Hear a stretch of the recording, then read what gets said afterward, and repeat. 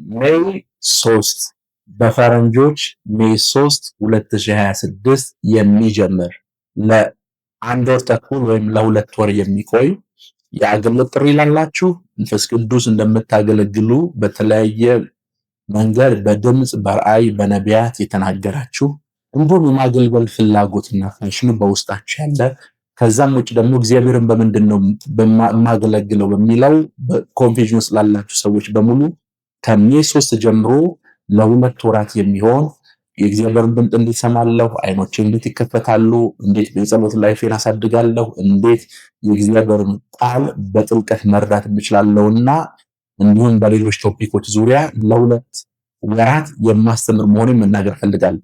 ለሁለት ወራት ከሜይ 3 ጀምሮ እሁድ ብቻ ቢያንስ ለ120 ሰዎች ብቻ ተመዝግበው እነሱን ማስተማር ፈልጋለሁ።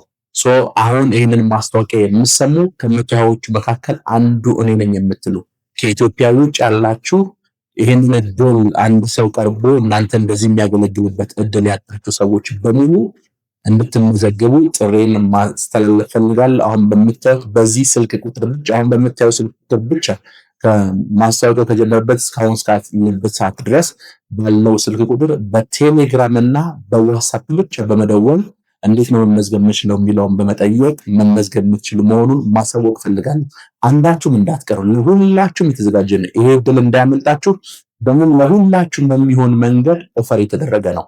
ማንም ሰው ሊመዘገበው የሚችለው ነው። ፍላጎታችሁ ይሄ ከእናንተ የሚጠበቀው ምንድነው ከተባለ ፍላጎት ብቻ።